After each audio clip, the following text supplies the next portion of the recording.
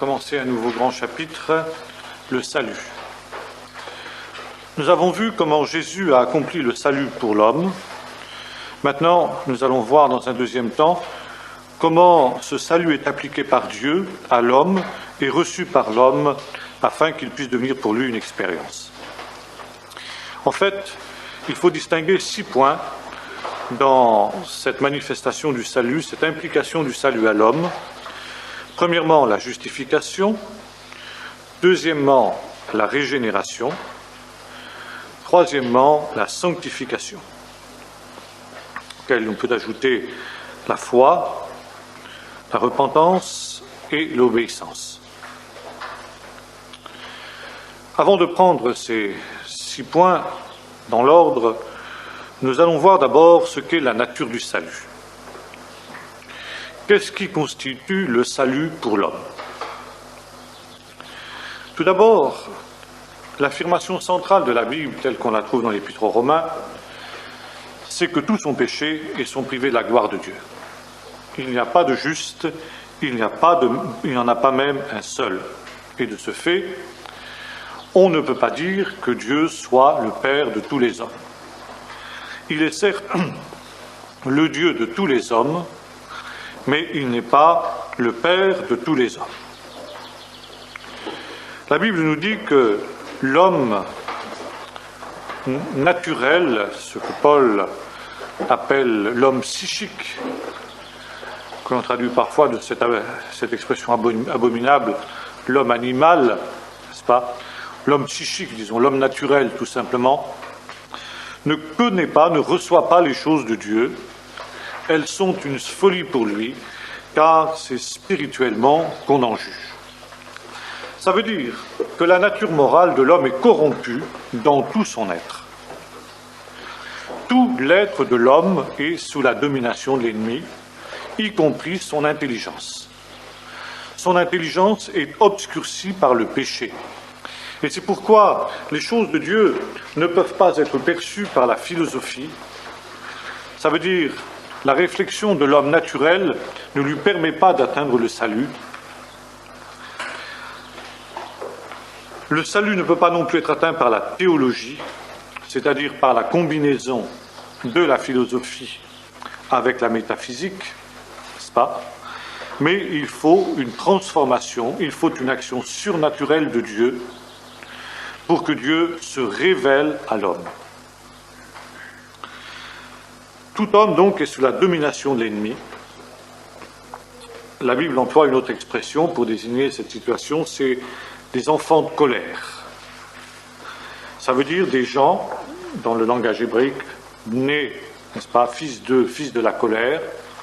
Ça veut dire des gens qui sont destinés à la colère, des gens qui sont sous la domination de la colère de Dieu.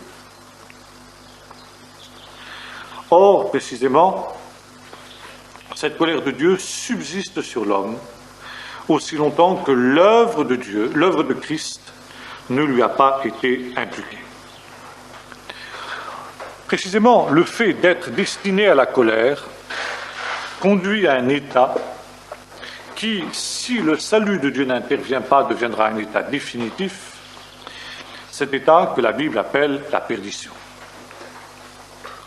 Qu'est-ce que la perdition? La perdition, c'est l'état de l'homme qui, après la mort, se trouve dans le Sheol. Sheol est un mot hébreu que l'on traduit en général par séjour des morts, que les Grecs ont traduit par Hadès et que les Latins ont traduit par infernum, c'est-à-dire enfer. Bon. L'enfer, dans ce sens-là, n'est pas du tout ce que la théologie du Moyen-Âge en a fait, ça veut dire le lieu des réprouvés. Le Sheol, au départ, c'est le séjour des morts, de tous les morts, indistinctement, bons ou mauvais, justes ou injustes. Ce n'est que dans le Nouveau Testament que le mot Sheol devient synonyme de ce que l'Apocalypse appelle la deuxième mort. Ça veut dire justement la séparation d'existence avec Dieu, la deuxième mort. Qu'est-ce que c'est que la deuxième mort? Il y a à ce sujet bien des idées fausses. Notamment, un certain nombre de sectes, tels les témoins de Jéhovah, ont fait de la deuxième mort l'anéantissement, l'annihilation, puisque mort signifie justement destruction. On trouve d'ailleurs plusieurs fois aussi le mot destruction dans le sens de perdition, n'est-ce pas? Seulement, il est clair, quand on lit les textes de la Bible, que ce mot ne signifie pas non-existence, anéantissement, mais une vie, une existence mauvaise, misérable, dégradée. Bon, c'est aussi dans ce sens qu'il nous faut prendre le mot destruction, ruine. Une ruine n'est pas quelque chose qui n'existe pas. C'est un bâtiment qui est dans un état, si vous voulez, dans une existence rabougrie, inutile, qui n'est plus accessible à sa destination première, en quelque sorte. Et c'est l'idée également du mot perdition, c'est une vie ruinée, qui ne peut plus servir à ce à quoi elle a été destinée. Pratiquement et concrètement, la deuxième mort, la perdition, c'est le lieu de tourment. Un tourment conscient et sans fin. Ça, il faut le dire. Alors je sais que ça pose un énorme problème, on aura l'occasion d'y revenir quand nous ferons l'eschatologie. Comment un Dieu bon, comment un Dieu d'amour peut-il condamner des créatures, n'est-ce pas, à un tel châtiment éternel? Bon, c'est pas le lieu ici d'entrer dans cette discussion-là. Nous aurons l'occasion d'y revenir. Mais des textes comme Matthieu 25, comme Apocalypse 14, verset 11, nous montrent sans aucun doute possible qu'il y a là la menace d'un tournant sans fin et sans repos pour l'éternité qui est toujours conscient. C'est pourquoi, précisément, l'état de l'homme perdu est un état terrible. Et ceci doit être pour nous un motif puissant à témoigner de l'Évangile, de la grâce de Dieu, pour que les hommes et les femmes puissent échapper à ce sort terrible qui est celui du pécheur perdu. Deuxième chose, la Bible nous montre d'une manière très claire que le sort d'un homme est déterminé définitivement à l'heure de la mort. Il est fixé pour les hommes de mourir une seule fois, nous dit l'Épître aux Hébreux, après quoi vient le jugement. Ce qui veut dire que l'homme qui ne s'est pas repenti avant la mort n'a plus aucun espoir d'être sauvé après la mort. La doctrine du purgatoire n'a aucun fondement biblique. Nous n'en trouvons aucune trace nulle part. Je crois que ce n'est même pas la peine de prendre les textes, il n'y en a aucun. Il n'y en a aucun. N'est-ce pas? Et on sait que la doctrine du purgatoire est une doctrine qui date du Moyen-Âge, tout simplement. N'est-ce pas? Bon. Donc, le sort de l'homme ne peut pas être changé après la mort, ni par les prières, ni par des aumônes, ni par des messes, ni par quoi que ce soit. Et c'est pourquoi Jésus met en garde ses auditeurs contre ce qui est pour lui le sort le plus terrible qu'un homme puisse connaître, à savoir mourir dans ses péchés. Vous mourrez dans vos péchés. Mourir dans ses péchés est la chose la plus terrible qui puisse arriver à un homme, car après quoi vient le jugement. Mais ce jugement du pécheur perdu n'est pas encore le dernier mot, si j'ose dire. Il est dans une situation dramatique, mais qui est encore une situation d'attente. La Bible nous dit qu'il y aura une résurrection des justes et des injustes. Et le livre de l'Apocalypse nous montre qu'il y a une première résurrection, comme Paul le dit d'ailleurs, dans l'Épître aux Philippiens, une hors-résurrection, une résurrection d'entre les morts, pour les morts bienheureux, puis une résurrection des morts, de tous les morts, pour le jugement définitif. Et c'est alors qu'il y a ce jugement définitif, où nous voyons tous ceux qui ne sont pas écrits dans le livre de vie, nous dit l'Apocalypse, qui sont jetés dans l'étang de feu et de soufre, qui est la seconde mort. Par conséquent, ici, les affirmations de l'Écriture s'inscrivent en faux contre deux erreurs dans ce domaine. La première, celle que nous avons vue, l'anéantissement, l'annihilation des âmes, des pécheurs. Et deuxièmement, une doctrine dont Origène, père de l'Église, n'est-ce pas, a été le premier, en quelque sorte, promoteur, qui est la doctrine du rétablissement universel. Selon Origène, en effet, Dieu, au bout d'un temps, long, très long, après que tous les pécheurs aient souffert dans cet enfer, Dieu leur ferait grâce et Dieu les rétablirait parce que son amour ne pouvait pas supporter que des hommes, soit des créatures, soient voués aux tourments éternels. Et Origène allait même jusqu'à ce qu'on se voie que Satan lui-même, au bout d'un temps, serait rétabli. C'est très séduisant, cette doctrine-là. C'est très séduisant parce qu'effectivement, la conception de l'homme a du mal à envisager les tourments éternels. Et c'est pourquoi nombreux sont ceux qui ont professé cette doctrine et la professent encore, jusque parfois dans des milieux évangéliques, n'est-ce pas? Mais nous n'avons là aucune base biblique. La seule base de cette doctrine, c'est une vision sentimentale des choses. Or, nous avons vu que la pensée de l'homme est obscurcie par le péché. Et nous n'avons pas une vision de ce qu'est la gravité du péché. Or, même si nous sommes choqués, nous ne pouvons pas dire autre chose que ce que dit la Bible. Pour des raisons mystérieuses qui nous échappent.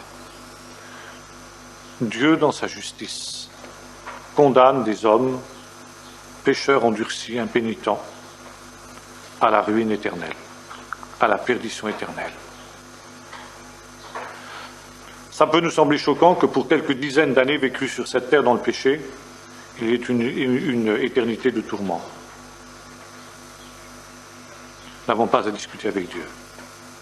Qui es-tu, toi, un vase d'argile, pour discuter avec Dieu? Nous ne pouvons que dire ce que dit la Bible. Quant aux raisons de Dieu, nous aurons l'occasion d'y revenir. Pour le moment, nous affirmons ce que la Bible affirme. Point. Troisième erreur, par rapport à cette doctrine, c'est ce qu'on appelle l'universalisme. L'universalisme, c'est tout simplement la négation des châtiments éternels. Car, finalement, c'est la même, si vous voulez, c'est les mêmes prémices que celles du rétablissement universel. Savoir Dieu est trop bon, mais c'est encore un pas supplémentaire. La doctrine de l'universalisme consiste à dire Christ est mort pour tous les hommes, et tous les hommes, par conséquent, sont sauvés. Qu'ils le sachent ou qu'ils ne le sachent pas, qu'ils le veuillent ou qu'ils ne le veulent pas, qu'ils ne le veuillent pas, ils sont sauvés. Donc tous les hommes sont sauvés. Et alors l'enfer? Eh bien l'enfer, les peines éternelles, la géhenne, tout ce que la Bible affirme à ce sujet-là, c'est des images. C'est des images pour montrer à l'homme ce qu'il aurait pu être. En fait, les partisans de l'universalisme ont d'énormes difficultés avec les textes qui nous parlent des perditions éternelles, la perdition éternelle, parce qu'ils sont tellement clairs, justement, et qu'ils contredisent à fond leur système, leur doctrine. Et quand on pousse dans le retranchement les partisans de l'universalisme, finalement, ils reconnaissent que cette idée ne repose pas véritablement sur les textes bibliques, mais sur la conception qu'ils ont de Dieu, d'un Dieu d'amour, d'un Dieu qui est uniquement amour, et par conséquent, auquel ils interdisent de condamner des hommes. Alors voyez-vous, cette doctrine de l'universalisme a des conséquences graves. Car si Jésus est mort pour tous les hommes, pour qu'ils soient sauvés sans qu'ils le sachent, à quoi bon évangéliser? Ah, diront, mais si, il faut évangéliser. Car il faut dire à cette bonne nouvelle aux hommes qu'ils sont sauvés, pour qu'ils puissent s'en réjouir. Voilà, c'est ça l'évangélisation. Bon. Or, cette doctrine de l'universalisme, qui bibliquement est intenable, vous vous rendez bien compte de ça tout de suite, n'est-ce pas? C'est une doctrine qui a été professée par un théologien réformé très connu, très important, Karl Barth, théologien suisse. Et de ce fait, c'est maintenant, pratiquement, la doctrine de la majorité des pasteurs réformés et luthériens. La majorité des pasteurs réformés et luthériens professent l'universalisme. Un homme comme Jacques Ellul, par exemple, que j'aime bien, qui a beaucoup de bons, est sur ce point barthien. Et on sourit quand on le voit essayer de défendre becs et ongles la doctrine de l'universalisme, essayons de tordre les textes, n'est-ce pas? Seulement, ça a des conséquences très graves aussi.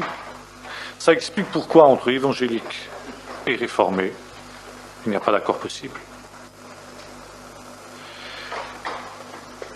Car les réformés nous disent, nous pouvons évangéliser, nous n'avons pas à évangéliser les catholiques, par exemple, puisqu'ils connaissent l'Évangile. Et comme, de toute façon, tous les hommes sont sauvés, s'ils ne savent pas que le salut c'est par grâce, peu importe, comme la grâce leur est quand même donnée. Donc, nous pouvons passer des accords avec les catholiques, comme quoi nous nous interdisons tout prosélytisme. Mais nous nous disons, si un homme n'a pas fait une rencontre avec Jésus-Christ, catholique ou pas, réformé, évangélique, pentecôtiste, il n'est pas sauvé. Par conséquent, il faut lui annoncer le salut. Et ce que nous appelons, nous, évangélisation, devient pour eux du prosélytisme de mauvais aloi. Et qui plus est, prêcher la perdition éternelle, c'est un crime abominable. Parce que c'est faire peur aux gens. C'est employer les motifs de la peur pour les amener à se tourner vers Jésus.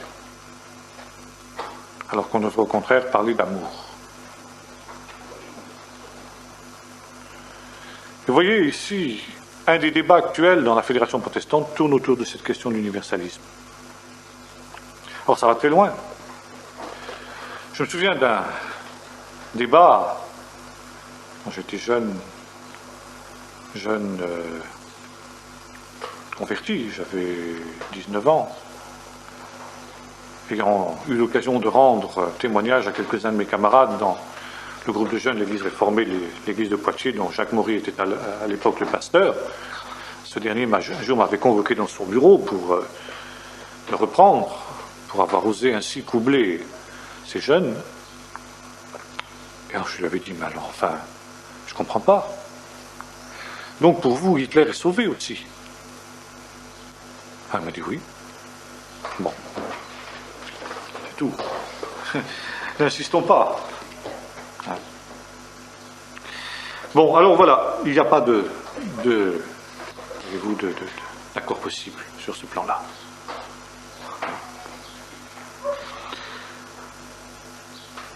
Maintenant, à partir du moment où l'homme est perdu, Dieu ne veut pas la mort du pécheur, mais il veut le sauver. C'est parce que Dieu connaît cette situation terrible de l'homme perdu qu'il envoie Jésus. C'est pourquoi il consent un aussi grand sacrifice, afin que l'homme pécheur puisse être justifié. Non pas rendu juste, comme l'avait bien vu Luther, mais pour que Dieu puisse le considérer comme juste alors qu'il n'est pas juste. En effet, nous dit l'apôtre Paul, si un seul point de la Torah est violé par l'homme, c'est toute la Torah qui l'est. Et c'est pourquoi il faut qu'il y ait l'expiation, comme nous l'avons vu dans nos études dernières, qui est sanctionnée par la résurrection, laquelle résurrection est la preuve que Dieu a accepté le sacrifice de Jésus pour le pécheur. En conséquence, nous dit l'apôtre Paul, nous avons la paix avec Dieu, nous sommes sauvés de la colère à venir, et le seul jugement qui attend l'homme régénéré sera pour savoir de quelle récompense il sera jugé digne.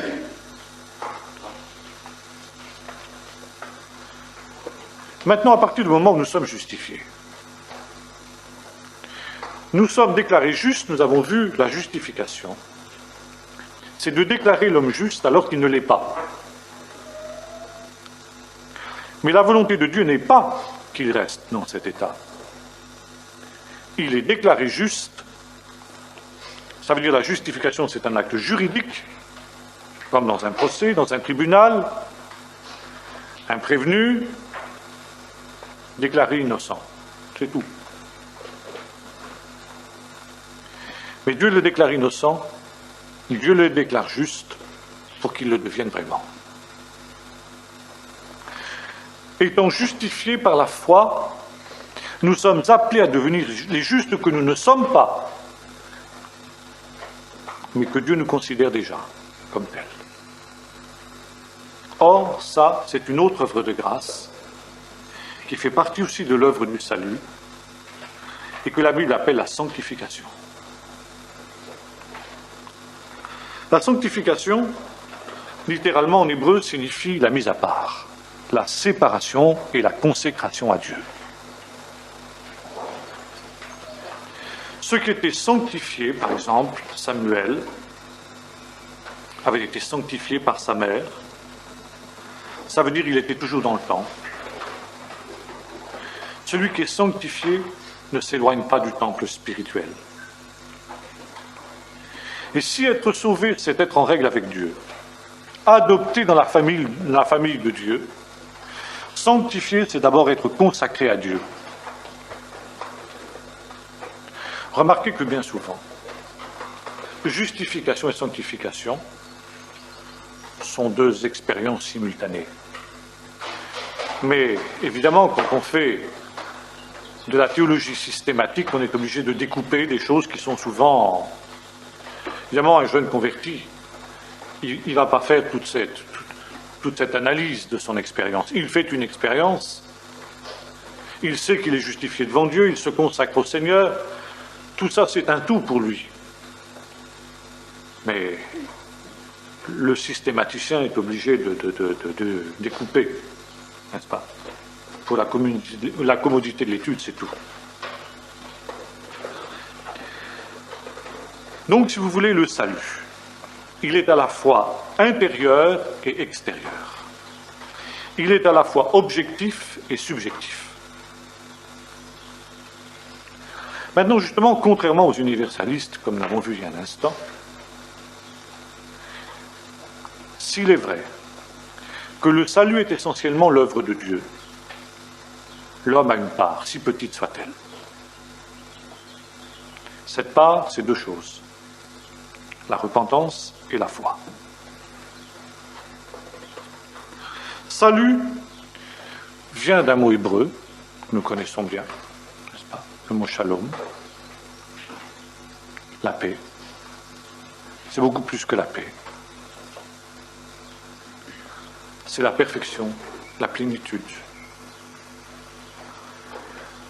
Les Grecs ont traduit cette expression par le mot soteria, salut. Ça veut dire la plénitude de l'homme, l'achèvement de l'homme. Ça veut dire que tout ce qui menace l'intégrité de l'homme est brisé. Alors bien sûr, ceux qui regardent un homme sauvé de l'extérieur n'ont pas toujours l'impression qu'il y a grand-chose de changé. Parfois même, celui qui a été sauvé se demande ce qui est véritablement changé. Et souvent, un des grands problèmes des jeunes convertis, c'est qu'ils ne se sentent pas assez sauvés. Et vous savez, c'est la grande objection des Juifs sur la messianité de Jésus. Si Jésus était le Messie, alors il aurait transformé le monde. Alors il aurait établi la paix universelle, il aurait établi le shalom. Or, que voyons-nous aujourd'hui? La guerre, la souffrance, la mort qui continuent. Tout continue comme avant. Comment Jésus peut-il être le Messie? Or, il y a une nuance que nous avons faite, si ma mémoire est bonne la dernière fois, mais que j'ai rarement vue faite par les théologiens chrétiens, mais que les Hébreux font. La nuance entre Yeshua et Géoula. Yeshua, c'est justement le salut, ce que nous appelons le salut. Ça veut dire la justification. Ça veut dire quelque chose qui est déjà de juré, comme on dit. Ça veut dire de droit, mais pas de facto, c'est-à-dire de fait, dans les faits.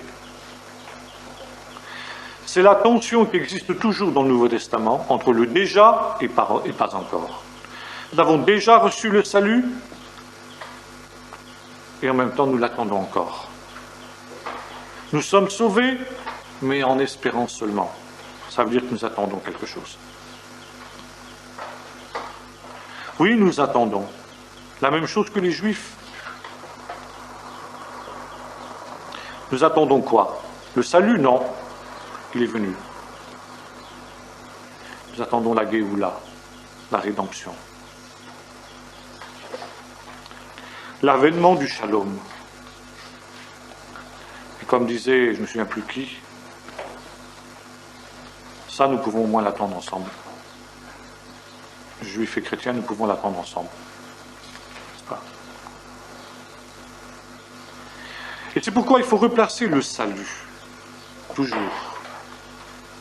dans cette notion, dans cette perspective eschatologique. Très souvent, les prédicateurs se comportent comme si on était déjà arrivé, tout était déjà là. Non. C'est comme si vous voulez un acte juridique. Voilà. Monsieur Untel a acheté telle maison. Elle lui appartient. Mais il n'en jouira que lorsque les occupants actuels auront déménagé. Ça peut durer un certain temps. On ne sait pas combien de temps ça a duré. Jusqu'à ce que les occupants actuels aient trouvé un autre logement. Et voilà, vous avez acheté cette maison. Vous avez l'acte notarié, comme quoi elle vous appartient. Et pourtant, c'est comme si vous ne l'aviez pas, si j'ose dire. Parce qu'il y a toujours des occupants dedans. Et vous devez attendre, au terme du contrat, que les occupants s'en aillent, trouvent un autre logement. Bon. C'est exactement ce qui s'est passé. Juridiquement, nous sommes sauvés. Juridiquement, nous avons la vie éternelle. Juridiquement, nous ne sommes plus sous la domination du prince de ce monde. Seulement, pour encore un peu de temps, le prince de ce monde, il continue à être le prince de ce monde. Et nous sommes obligés d'en tenir compte.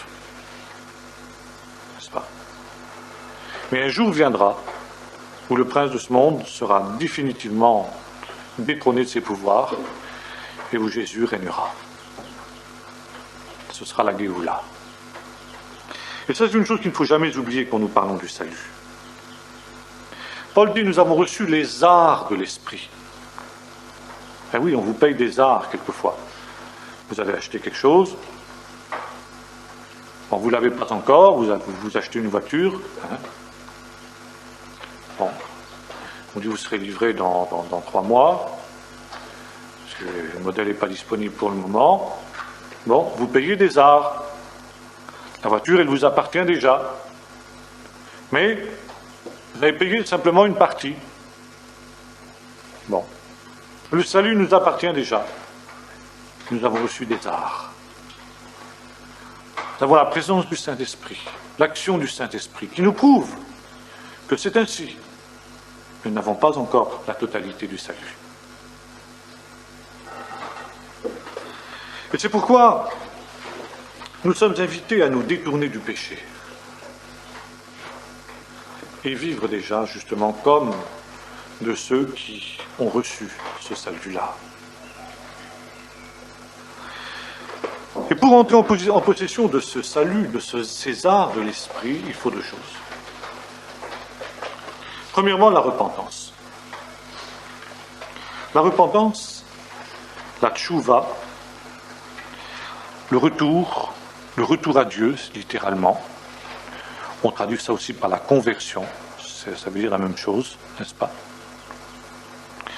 Eh bien, c'est le fait de se détourner du péché pour se tourner vers Dieu.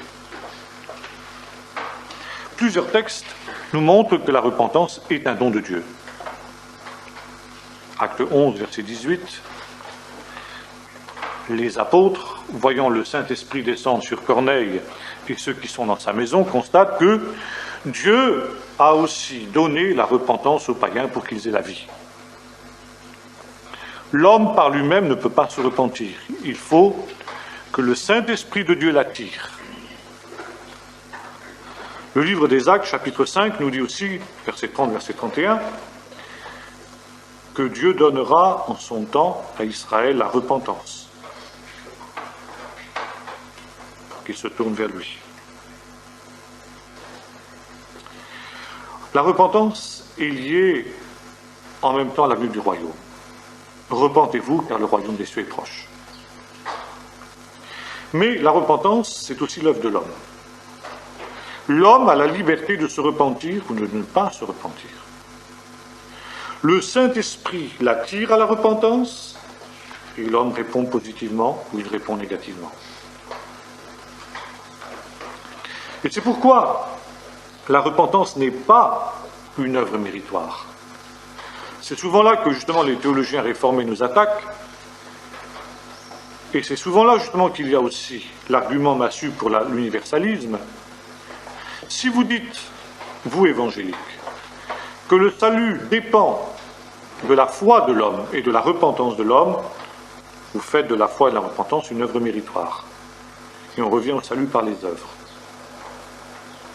Seulement, si nous posons le fait biblique que la repentance est un don de Dieu,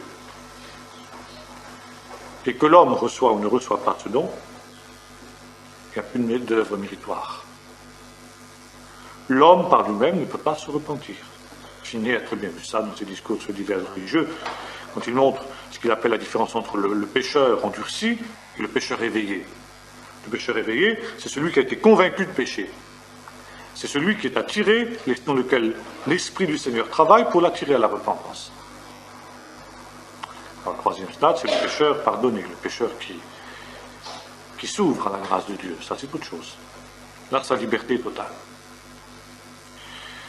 Et là, nous plaçons les Barthiens en contradiction avec eux-mêmes. C'est tout le problème d'ailleurs de Calvin aussi. Si la grâce est irrésistible, où est la liberté de l'homme? Dieu sauverait-il un homme malgré lui? Non. L'homme est un être libre, sinon il n'est pas l'image de Dieu, même si sa liberté est relative, même si elle est limitée. Par conséquent, il faut bien qu'à un moment ou à un autre, sa liberté de choix intervienne.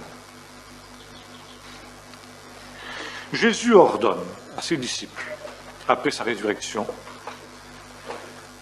de prêcher, il dit, et que ça, la repentance et le pardon des péchés, en Luc, n'est-ce pas, 24, seraient prêchés à toutes les nations, à commencer par Jérusalem. repentance et pardon des péchés. Et la Bible nous dit ailleurs que Dieu veut que tous les hommes parviennent à la repentance et soient sauvés. Comment Dieu donne-t-il à l'homme ce don? Bien, en provoquant par son esprit une tristesse à cause de son péché. La tristesse, selon Dieu, produit la repentance, nous est-il dit. La conviction de péché, c'est donc cette tristesse, cette humiliation, ce dégoût de soi-même qui nous saisit quand l'Esprit de Dieu travaille dans le cœur de l'homme pécheur. Or, l'Esprit de Dieu pousse l'homme à confesser ses péchés et à les abandonner. Il le pousse à se détourner de ses idoles pour se tourner vers le Dieu vivant. Et la concrétisation de cet acte de repentance, eh bien, c'est le baptême. Le baptême est l'image qu'on s'est repenti de ses péchés, que l'on a confessé ses péchés et qu'on s'est détourné de ses péchés. Or, la réponse de l'homme à la conviction de péché, la repentance, est la condition pour que l'homme reçoive la grâce de Dieu. Nous lisons en Acte 5, versets 30 et 31, que la repentance d'Israël aura comme conséquence la venue des temps de rafraîchissement, c'est-à-dire l'envoi du Messie, de la Géoula Shlema, de la rédemption parfaite. Deuxièmement, la repentance est le résultat de la prédication de la parole de Dieu. C'est à lui la prédication de la parole de Dieu, la prédication de la croix, que l'Esprit de Dieu convainc les cœurs de péché, de justice et de jugement. Troisièmement, c'est la bonté de Dieu qui conduit les hommes à la repentance.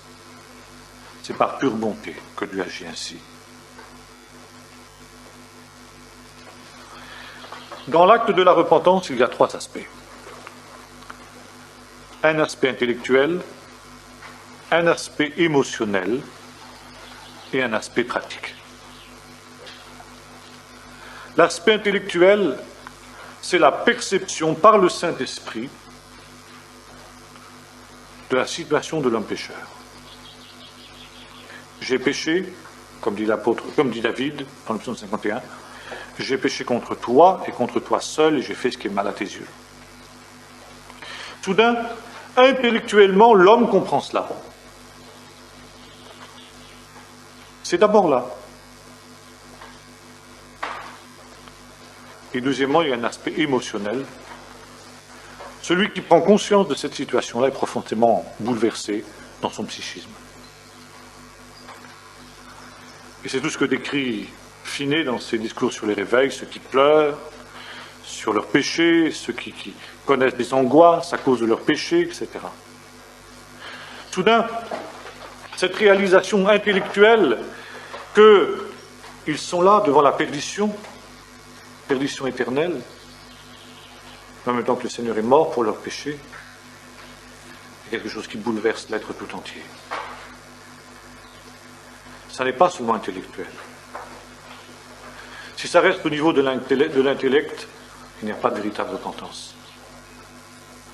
On peut avoir une théorie, disons oui, tous les hommes sont pécheurs, je suis pécheur, Jésus-Christ est mort pour tous les hommes, donc Jésus-Christ est mort pour moi, celui qui croit sera sauvé, je crois donc je suis sauvé. On peut écrire ça comme une équation, on n'est pas sauvé. Il faut l'avoir réalisé également, je dirais, émotionnellement.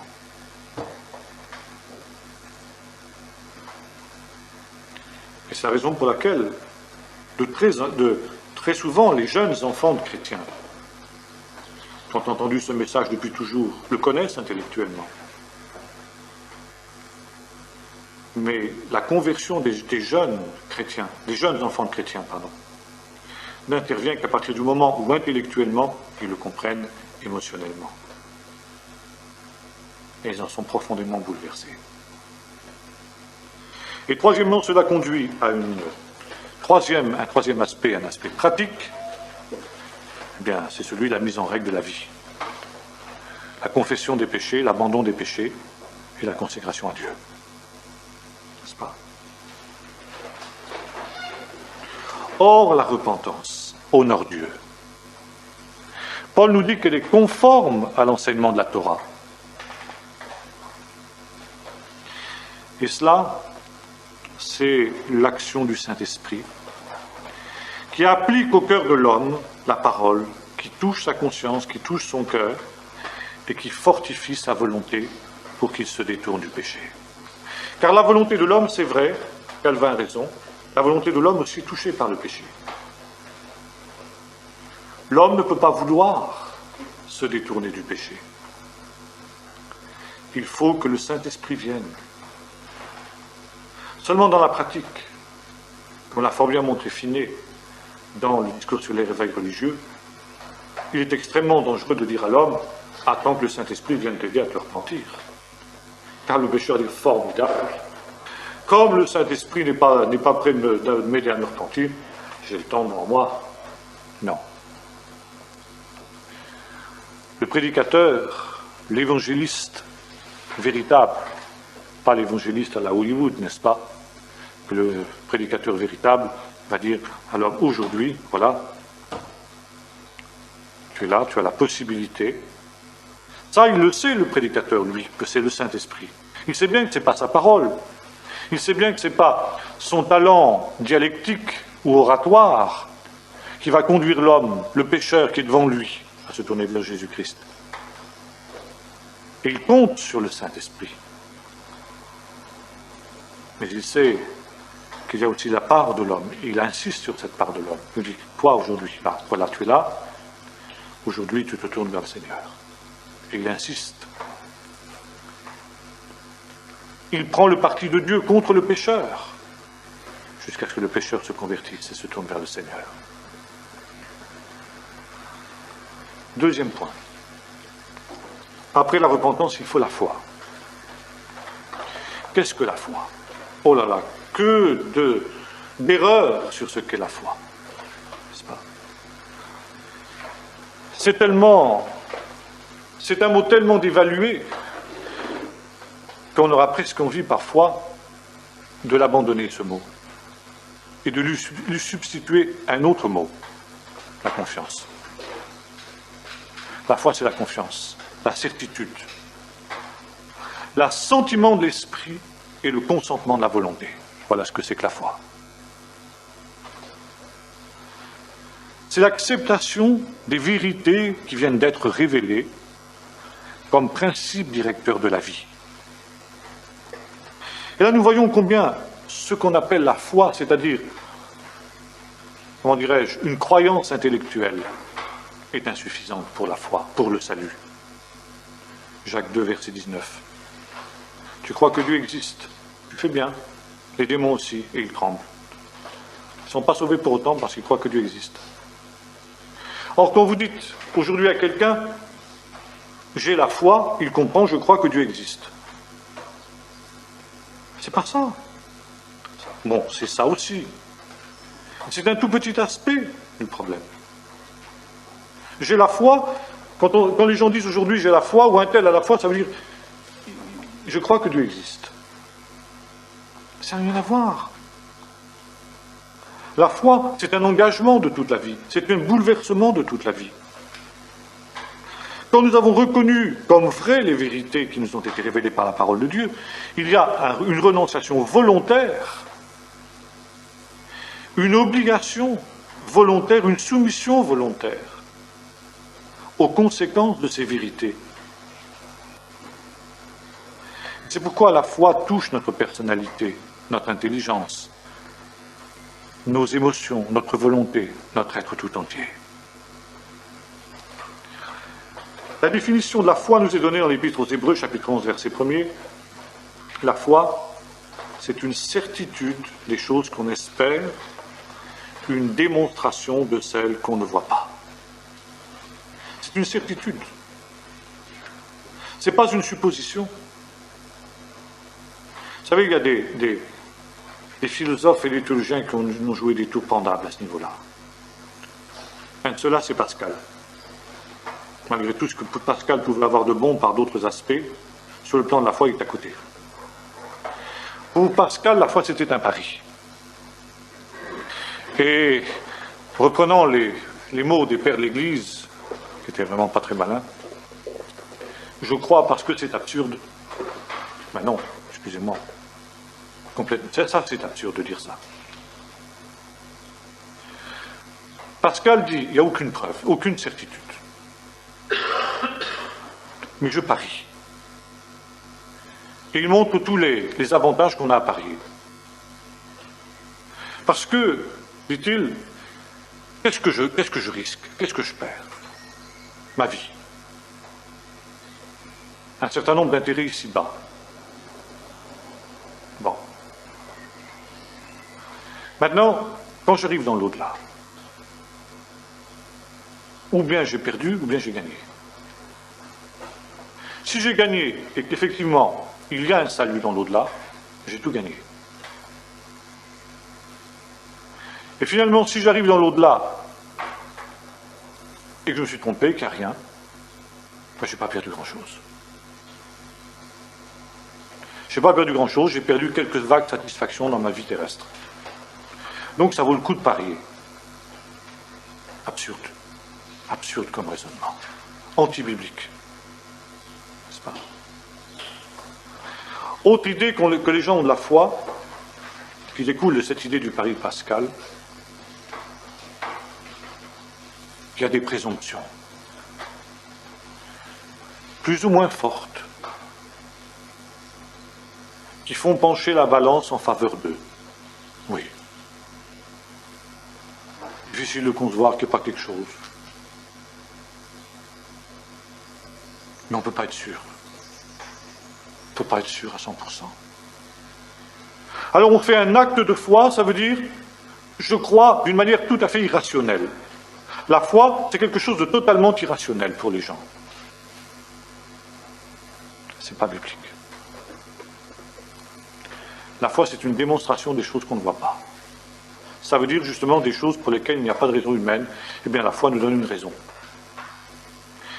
Et fait précisément de notre démarche, c'est une certitude. Nous avons soudain reçu une conviction, non pas par des moyens humains,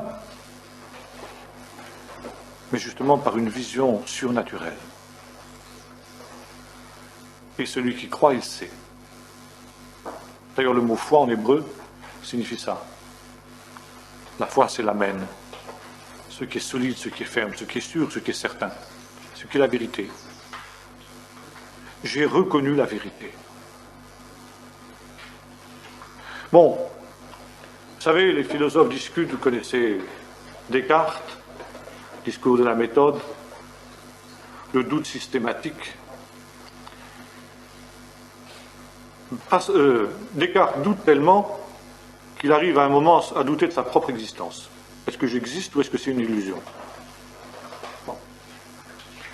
Finalement, il arrive à une certitude quand il a cette fameuse formule que vous connaissez tous, cogito ergo sum, je pense donc je suis. Et à partir de là, il reconstruit tout. Bon. Seulement, on se rend bien compte dans la pratique que chez Descartes, ça n'a pas trop, à ce niveau-là. Et je ne pense pas qu'il y ait beaucoup d'entre nous qui mettraient en doute notre existence, qui mettraient en doute le fait que nous existons, que le monde qui est autour de nous existe. Maintenant, c'est vrai, si on veut essayer d'expliquer philosophiquement et rationnellement, on va se heurter à toutes les objections que Pascal évoque dans le discours sur la méthode, que Descartes expose dans le discours sur la méthode. Pourtant, on sent bien que c'est un décalage. Il y a des choses qui nous sont données intuitivement et non pas rationnellement. Dans le domaine spirituel, c'est la même chose. On va peut-être pas pouvoir expliquer scientifiquement, rationnellement, philosophiquement les réalités célestes. Mais comme Jésus dit à Nicodème, tu ne doutes pas de l'existence du vent. paraît qu'au siècle dernier, vous savez, il y avait des grosses discussions au niveau scientifique. Il y a des gens qui disaient que l'air n'existait pas. Tenez-vous bien, le bel argument pour dire que l'air n'existait pas. Si l'air existe, pourquoi il ne m'arrête pas? Oui, il y a des gens qui disaient ça. Bon, ça paraît grotesque et absurde. Nous avions des gens qui étaient très sérieux, qui disaient ça. On discutait, est-ce que l'air existe ou pas? Or, ces mêmes personnes croyaient à l'existence des courants d'air. Jésus dit, le vent souffle où il veut, tu ne sais pas d'où il vient, où il va. Non, tu n'as jamais vu le vent, c'est vrai. Mais tu en entends le bruit, tu en vois les effets. Tu ne peux pas expliquer le vent. Bon, à cette époque-là, on ne pouvait pas, hein. Aujourd'hui un petit peu plus. Mais tu ne peux pas expliquer le vent. Pourtant, tu crois à l'existence du vent. C'est un donné. C'est un donné immédiat. De la même manière, la nouvelle naissance nous permet de voir le royaume de Dieu. C'est un donné. On ne peut pas l'expliquer. Et c'est pourquoi ceux qui n'ont pas ce privilège de voir le royaume de Dieu disent ils sont fous. C'est un pari, c'est l'irrationnel. Non. Il n'y a rien de plus rationnel. Il n'y a rien de plus évident que ça. Pour celui qui est véritablement né d'en haut, comme dit Jésus. Or, la foi qui sauve, c'est celle du cœur. Celle qui touche notre pensée, nos sentiments, notre volonté. C'est celle qui se confie en Jésus et qui invoque son nom. C'est celle qui le confesse dans toutes les circonstances. C'est celle qui le conduit dans l'immédiate obéissance quand Dieu parle, sans tout comprendre. C'est vrai, les choses que nous ne comprenons pas. Vous comprenez, vous, comment marche un poste de télévision? Pas moi, hein. J'ai jamais compris ça. L'histoire du tube cathodique, j'ai des vagues réminiscences, ça. J'ai eu ça au bac, je me souviens. J'avais eu 5. Les rayons cathodiques. Pourtant, bah oui, il y a une image là qui a été émise en Australie, qui a été retransmise par satellite artificielle, puis qui arrive là. On ne peut pas expliquer. Mais c'est un fait. Et je sais très bien que j'avais une télévision, je sais tourner le bouton. Par contre, expliquer comment ça marche, c'est autre chose. Dans le domaine de la foi, c'est la même chose. Je ne vais peut-être pas être capable d'expliquer une foule de choses. Comme Diane dit des très beaux cantiques, n'est-ce pas? Je ne sais pas, dans sa grâce, pourquoi ceci, pourquoi cela, pourquoi Jésus m'a tant aimé, pourquoi son sang efface mes péchés, mais je sais qu'en lui j'ai la vie. Comme l'aveugle né. Comment il a fait pour te guérir? Ça, je ne sais pas. Mais c'est une chose, c'est que j'étais aveugle, j'étais dans je vois, c'est tout. La foi, c'est ça. N'est-ce pas?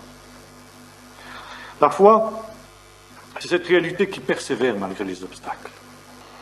Et parce que nous avons une telle certitude, nous sommes prêts à sacrifier les avantages présents pour ce que la foi promet pour l'avenir. Maintenant, la foi nous procure des avantages immédiats. Transformation du cœur, délivrance, guérison, etc. Qui sont autant de signes, comme nous disons, les arts, des choses que nous ne voyons pas encore, mais qui sont promises. Nous avons déjà l'accomplissement des promesses divines. Et nous savons cette règle de la foi fondamentale, si tu crois, tu verras. Or, l'homme charnel dit, si tu vois, tu crois. Et comme nous sommes au siècle de la vision, on l'a montré Jacques Ellul, n'est-ce pas? On ne croit plus en Dieu parce qu'on ne le voit pas. C'est tout à fait stupide. Mais pour beaucoup de gens, ça ne va pas plus loin que ça. Or, pourtant, il y a des gens qui n'ont jamais vu New York. New York, pour eux, c'est une évidence, ça existe. Pourquoi? Parce que d'autres l'ont vu. Et bien aussi, il y a des nuées de témoins. Il y a des choses que nous n'avons jamais expérimentées ou vues nous-mêmes, mais des témoins dignes de foi nous en ont rendu témoignage. Alors je sais que si je veux. J'ai jamais vu New York de ma vie, mais je sais que je peux aller à New York.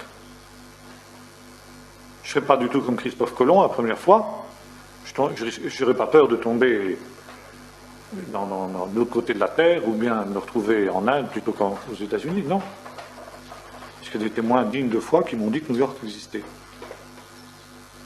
Alors moi, je peux aussi marcher sur la trace de ces témoins-là. Et puis, aux Hébreux nous dit, nous sommes environnés d'une grande nuée de témoins. Nous donc aussi, ben oui, nous aussi, ayons le regard fixé sur Jésus. Possible. Il suffit d'avoir l'attitude juste. La foi, c'est une attitude. Quand quelqu'un digne de foi, un témoin digne de foi, vient nous dire, ben, il y a ci, il y a ça. C'est peut-être une chose qui pour moi est inconnue. Je vais la découvrir. Or, il nous est dit aussi, dans l'Épître aux Hébreux, que Jésus crée la foi. Et il la conduit à la perfection. Et c'est pourquoi nous devons prier, pour que Dieu fasse grandir notre foi, qu'il l'amène à la perfection. Maintenant, quel est le grand obstacle à la foi? Jésus le dit. Comment pouvez-vous croire, vous qui tirez votre gloire les uns des autres, et qui ne l'attendez pas de Dieu seul? L'orgueil de l'homme est le grand obstacle à la foi. Car la foi le conduit dans le brisement. La foi le conduit dans l'humilité. La foi le conduit dans la repentance. Et l'homme ne veut pas ces choses. Alors il nie l'évidence. C'est le propre de l'homme que de nier une évidence qu'il ne veut pas voir. Ça, dans l'histoire, il y a de multiples exemples. Avant la guerre, on ne voulait pas croire qu'Hitler allait mener le monde à l'abîme. Personne ne voulait le croire. C'était désagréable. Chamberlain disait c'est la paix pour 1000 ans, on a vu. Un an après, c'était la guerre. Bon. Il n'y a pas de plus grand aveugle que celui qui ne veut pas voir, dit-on. C'est vrai. Sur le plan des choses de Dieu, c'est exactement la même chose. N'est-ce pas? Et c'est pourquoi Dieu met comme préalable absolu la foi de l'homme. Si tu crois, tu verras. Pas l'inverse. Dieu ne se révèle pas à ceux qui ne veulent pas croire. C'est la liberté de l'homme de croire. Comme dit aussi un cantique, je puis croire, je veux croire. Je peux, donc je veux. Croire dépend de toi. Croire, c'est voir les choses, comme dit Jésus, de même que quand Moïse avait élevé le serpent dans le désert, ceux qui regardaient étaient sauvés. Il suffisait de vouloir lever les yeux, de vouloir regarder. Mais toi aussi, regarde. Regarde et crois. Écoute les paroles des témoins. Et puis, vas-y, toi aussi, comme dit l'Épître aux Hébreux. N'est-ce pas? Donc, il y a une culpabilité de l'homme de ne pas croire. Et ça, c'est contraire aussi à la pensée de l'homme. Très souvent, les gens nous disent « Ah, comme je vous ai envie de croire, mais moi je n'ai pas la foi. » Je veux dire, ça vous tombe dessus comme ça, vous savez, comme la foudre. Hein. Mais non. Tu peux croire. Ça dépend de toi. C'est ta liberté. Et c'est pourquoi un des plus grands péchés aux yeux de Dieu, c'est l'incrédulité. En fait, c'est le seul péché qui condamne l'homme définitivement à l'enfer. Celui qui ne veut pas croire. Tous les autres péchés peuvent être pardonnés. L'incrédulité de l'homme qui s'obstine dans son incrédulité ne sera jamais pardonnée. Voilà, si vous voulez, ce qu'on peut dire ce soir sur ces conditions du salut. Et nous verrons la prochaine fois ce qui concerne la foi et les œuvres. Est-ce que vous avez des questions à poser là-dessus?